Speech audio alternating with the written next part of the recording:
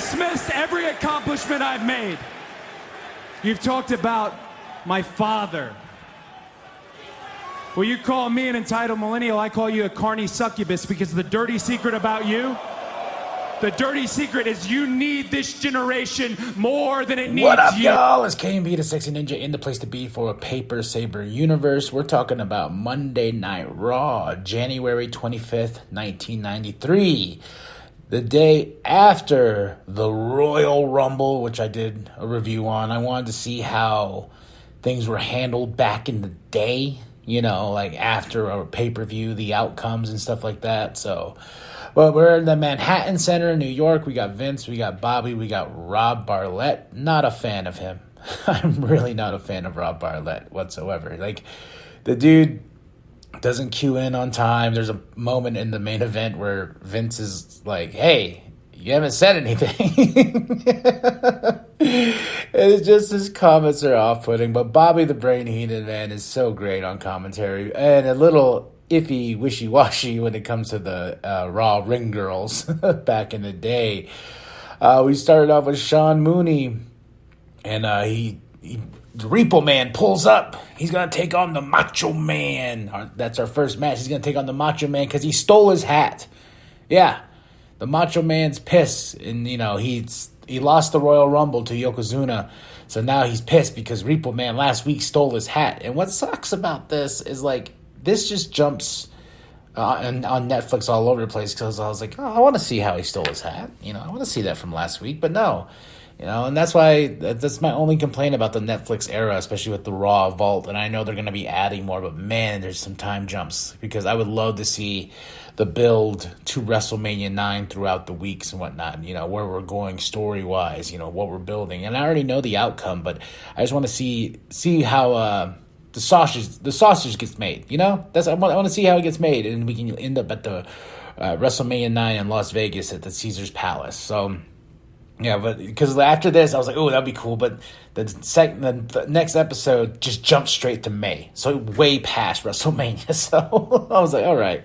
But Sean Mooney's there. Repo Man. That's our first match of the night. Repo Man versus Macho Man. Fun match for what it was. And Macho Man got his win. Not big on this Repo Man. But no, this is fun for what it was, you know. Then we got a WrestleMania 9 promo. And I just realized, I was like, man, that's in April. We got... You know, so February, March, you know, you got 2 months to build up to a WrestleMania because they only had the handful of pay-per-views back in the day, but it was just like, you got 2 months to build. And they do say in the promo, like, if Bret does retain the championship, up to that moment, it will be Yokozuna versus Bret Hart. But Yokozuna does have a guaranteed match in the main event of WrestleMania 9. Next up, we have Rev Slick bringing out Kamala, shaking his belly, taking on the Brooklyn Brawler. Yeah, it was okay for what it was. Kamala, very over with the crowd. Like, you know, he's shaking and smacking his belly, and everyone's like, yeah! You know, then after Kamala beats Brooklyn Brawler, I like saying that, they get an interview with Vince, and then mostly Rick is talking, Rev Slick, and not Rick, Rev Slick, sorry, Reverend Slick, I'm going to say that, call him Rick, this rhymes with Slick, okay, Reverend Slick is with Vince, and talking, and Kamala's looking around, he's crazy, you know, but there's a lot on the plate here that's going to be going on, and yeah, we shall see where that goes. Well, never mind. I would love to see where it goes, but Netflix doesn't have all the Raws. Then we get the Royal Rumble report with Mean Gene. Yeah, he tells us everything that happened at the Royal Rumble, you know, and he does like, hey, if Bret does hold on to that title, because we got 2 months to build to this thing, you know, that's everything he's telling us in story perspective. He's like, yes, if Bret retains it, or if because, you know, he's probably going to have a championship match here and there, because he is a fighting champion. But we got a Royal Rumble report and everything like that. Then we get a Bret commercial for, I forgot the sponsor, Ico something, I don't know. Then we get a Macho Man Slim Jim. Ooh, yeah, step into a Slim Jim.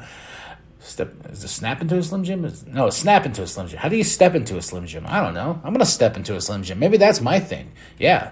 I'm not Macho Man, but I'm Pacho Man, who's stepping into Slim Jims. Yeah. And then we go to our main event.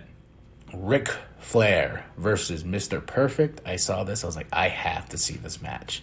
And loser leaves WWF.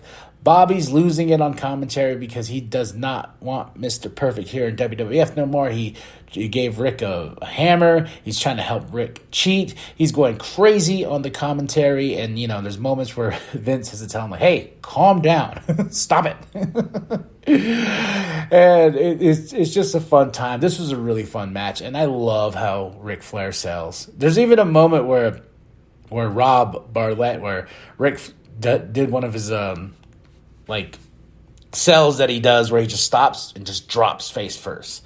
And Rob's like, what's that? I'm like, oh, come on, man. It's Ric Flair. That's the Ric Flair bump. It's, a classic Ric Flair. But this was really good. Mr. Perfect got the win.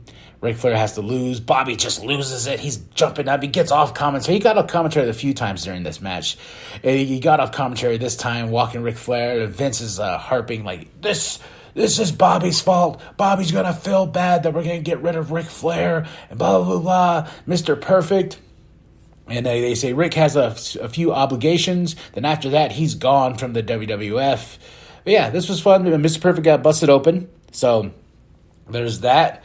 But also, yeah, this was a nice, tidy Monday Night Raw. We got a WWF Mania commercial. The commercials back then. It's the kids waking up their folks and then waking up. It's like, this is no caffeine needed. It's just pure action, energy, WWF. In your face. But next up in my journey back in time, I'm going to go watch WrestleMania 9 in Las Vegas, April 4th at the Caesars Palace. And this is Monday Night Raw, January 25th, 1993 at the Manhattan Center, New York. Vince, Bobby, and Rob Bartlett on commentary. Overall, match of the night was Ric Flair versus Mr. Perfect. You couldn't get a perfect combination, no pun intended, with these two. And they put on a good match, and this is my match of the night. Moment of the night,